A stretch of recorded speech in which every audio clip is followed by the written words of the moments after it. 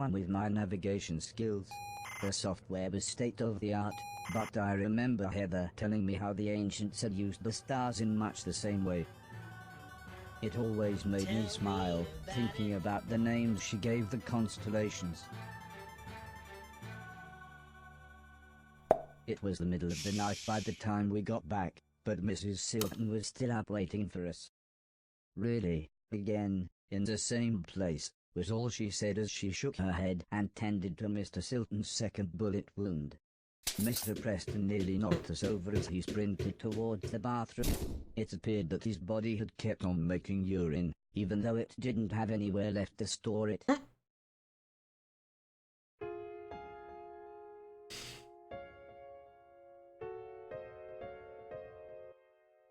I asked Mr. Silton about Heather and the old lady, but he said he was just about to wash his hair.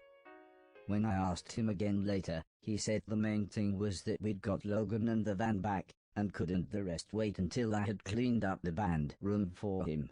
I didn't know what to say. Everything we had done, everything I had helped him with, I thought it was all to get everyone back together. But now I didn't know what to think. Before I could say anything, Mrs. Silton explained that it was okay if I only travelled on trains and was alone. I must have looked worried as Mrs. Silton smiled and continued, "If you really want these idiots to go with you, they can disguise themselves and catch the next train after you." Mr. Silton was dismissive, and said I'd get nowhere without proper ID. "They'll be stopping robots for even the tiniest of things," he said. "And a robot passport costs a fortune these days." "Well," said Mrs. Silton, "it's a good job I've got this." Mr. Silton looked confused and asked where Mrs. Silton got the money. "Sometimes," said Mrs. Silton, "when God slams a door in your face and shoots you twice in the shoulder, he opens a window." Mrs. Silton explained how Preston had given her the extra money. He said there was good money to be made selling pills and powder to people that distracted them from the world being an absolute mess. "Bedtime," said Mr. Logan as he carried his guitar into his room. Everyone else left one by one, leaving me stroking the dog. Been there, man.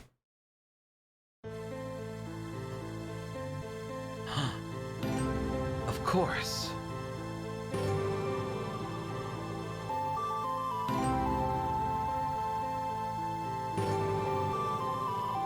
No!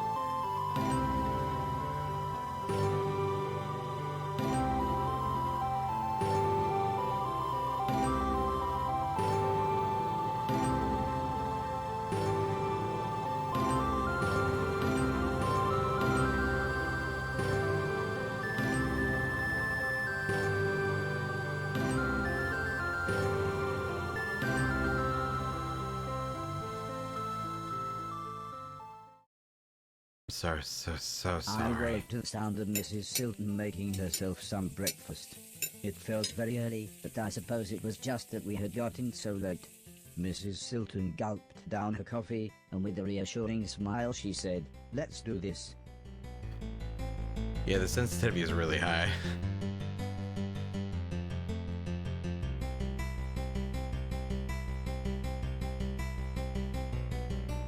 Passports. Mrs. Silton, you're the best.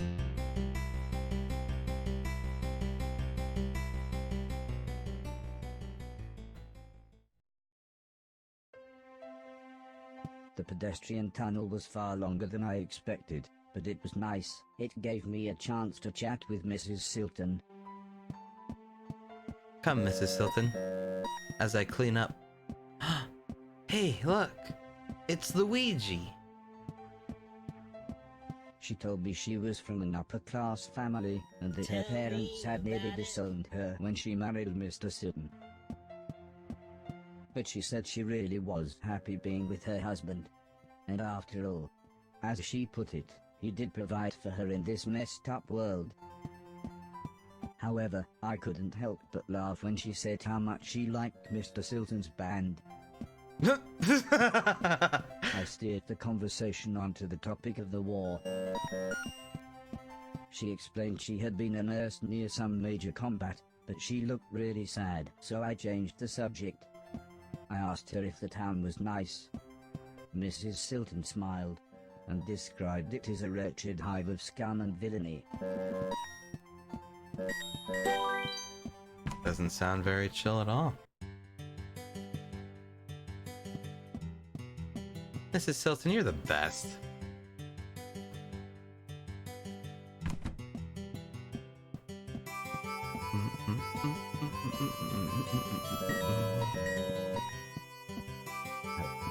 Sorry, ma'am.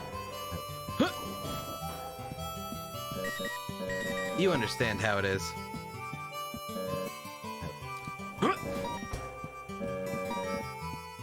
Basketball. Train tickets cost 1,000, so Mrs. Silton said I should trade in some of the things I'd cleaned so I could afford to travel. However, when we tried the door, it was apparent that the junkyard owner wouldn't be back for a while. So Mrs. Silton suggested I try to earn some money by other means. She said there were plenty of jobs in the town that a robot could do. Aw, this is cute and wholesome as frick. Alright guys, listen. I don't want to do this to you, but it is 10. I'm gonna stream tomorrow, this game. I gotta stream it tomorrow. It's too cute. So I'm super sorry guys. I gotta stick to the schedule. I have to be an adult. I'm so sorry. But gamers, a little bit, 10 minutes more? 10 minutes more? Okay. 10 minutes more. Assuming that you aren't lying. Oh my god. Oh god. Chat, I would get engrossed in all these. This is a horrible idea. No, Chad, I'm not gonna be able to do 10 minutes more. You can't. That is impossible. I would play all of these for at least 20 minutes a pop. Oh. Oh god, robots.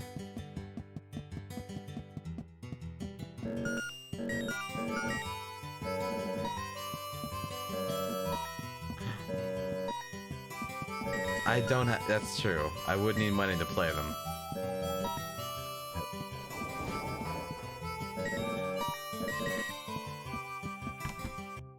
Hello. The foreman explained the job to me. I would be making bricks. The world needed rebuilding and these bricks would more than help.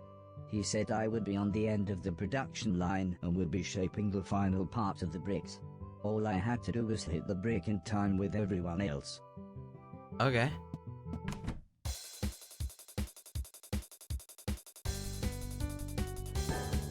I'm sorry.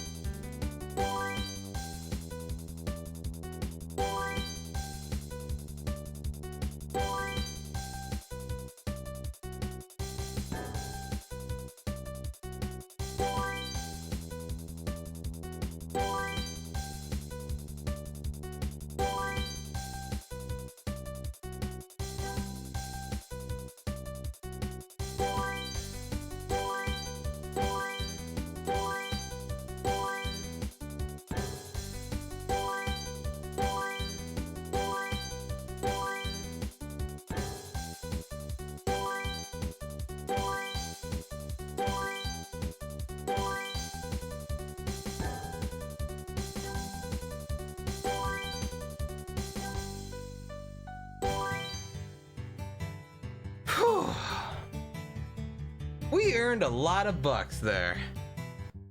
Hell yeah. Thanks, brick guy. Any other kind of jobs around town? Hey. The post lady explained the job to me. I would be sorting parcels.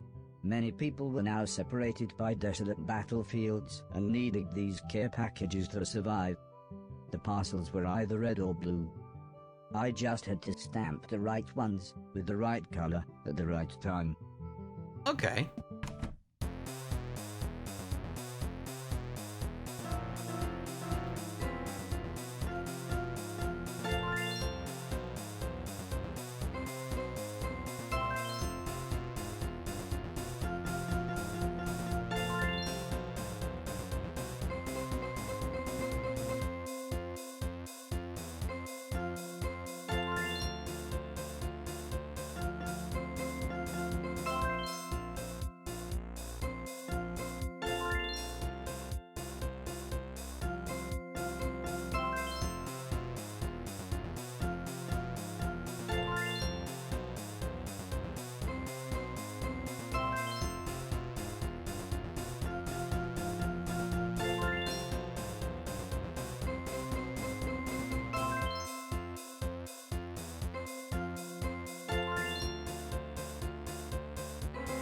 Oh God.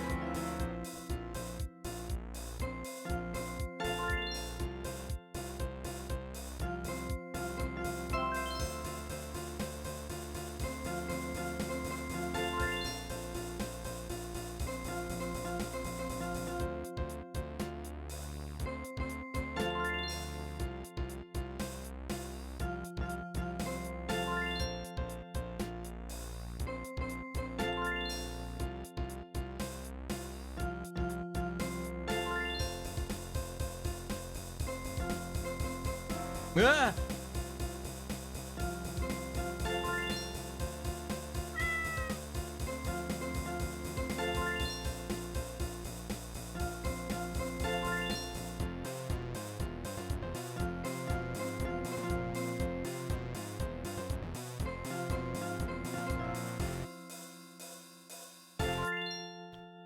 You know, I think I did okay.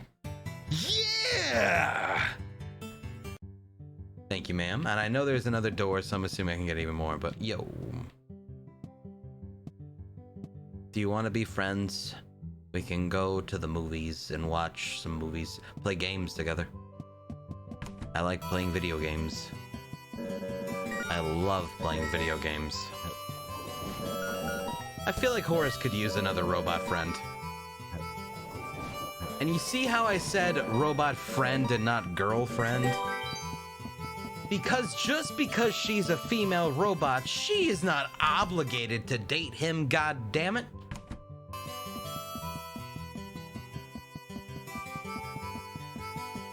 Hello? Suddenly, as if by magic, the shopkeeper appeared. "Hello, sir," he said. "If there's something that catches your eye, just pick it up and bring it over to me."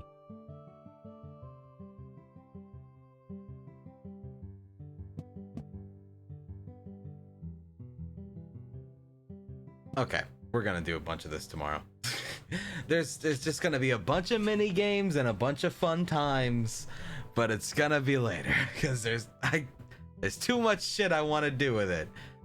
I get what's gonna be happening though. It looks like it's gonna be a lot of fun, so I do look forward to that.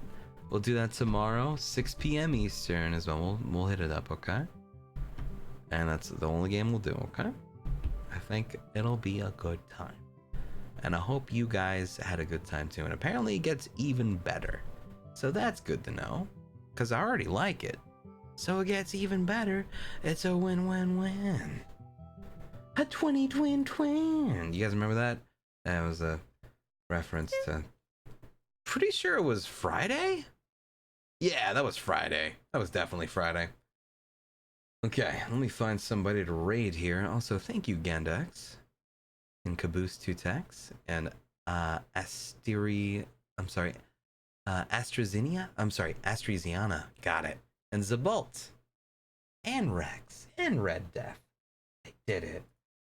Okay, so Let's see.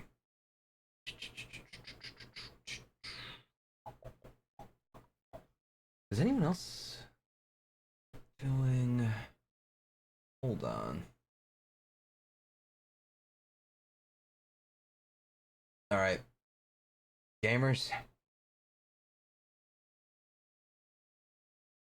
We are going to raid Bike Man because he's playing a game that does look pretty interesting. It's called Oxygen Not Included.